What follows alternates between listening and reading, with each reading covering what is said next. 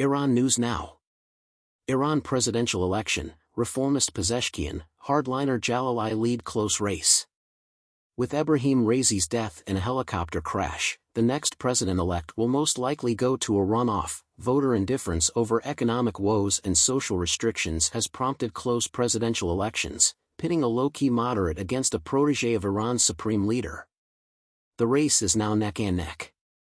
The Interior Ministry announced provisional results showing that out of more than 14 million votes cast on Friday, the lone moderate contender, Masoud Pezeshkian, had received more than 5.9 million votes, while his hardline opponent, Saeed Jalili, a former nuclear negotiator, had received more than 5.5 million. Witnesses reported sparse crowds at polling places in Tehran and other cities, while insiders estimated a turnout of around 40%, which was lower than the Islamic rulers of Iran had anticipated. Following Ebrahim Raisi's death in a helicopter crash last month, the Tasnim news agency of Iran stated that a runoff election was highly likely to choose the next president. If no candidate receives 50% plus one vote, including blank votes, the top two finishers will face battle in a runoff on the first Friday following the result announcement. War in the Middle East between Israel and Iran's proxies Hezbollah in Lebanon and Hamas in Gaza, and mounting Western pressure on Iran over its rapidly developing nuclear program, all contribute to the heightened regional tensions that the election coincides with. Ayatollah Ali Khamenei has been Iran's supreme leader since 1989. He is 85 years old. The results of the election may determine who succeeds him, but it is highly unlikely that the Islamic Republic's policies will change significantly.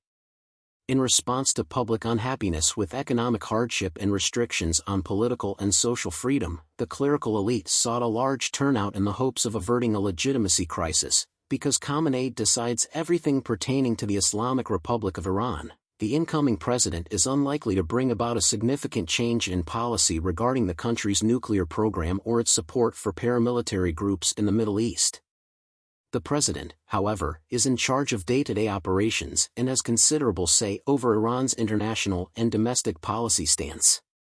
In contrast to Jalili, Pezeshkian supports economic reform, social liberalization, political pluralism, and détente with the West. Analysts fear that the Islamic Republic's international and domestic policies could take a more confrontational turn if Jalili, a strong opponent of the West, were to win. One low-profile moderate who was faithful to the Supreme Commander competed against three strictly controlled contenders in the election. After considering 80 applicants, a conservative oversight group ultimately accepted just 6, and 2 of those candidates later withdrew their support. The election is very certainly going to a second round based on unsubstantiated claims. Jalili and Pezeshkian will face battle in a runoff election, according to Tasnim.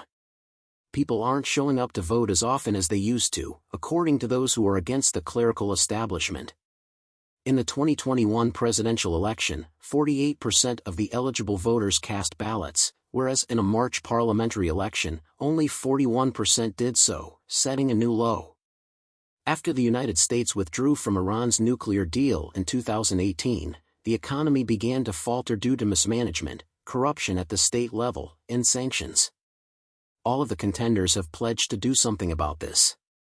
Among the candidates, Jalili is the only one who has brought up issues of fairness, anti-corruption, and helping the impoverished.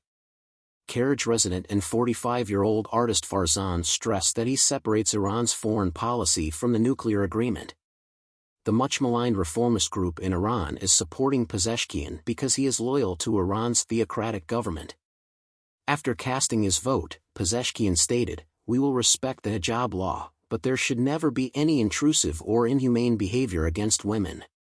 He was making reference to the 2022 incident in which a young Kurdish woman named Mahsa Amini was believed to have violated the obligatory Islamic dress code and died while in the custody of the morality police.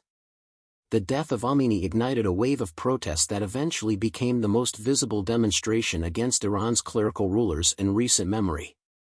As the country's predominantly young population chafes at social and political constraints, Pezeshkian sought to reawaken the interest of reform-minded voters, many of whom have been skipping the polls for the past 4 years. If his opponents are unable to unite the conservative vote, he stands to gain an advantage. The hashtag election circus on X has been trending among Iranians for the past several weeks.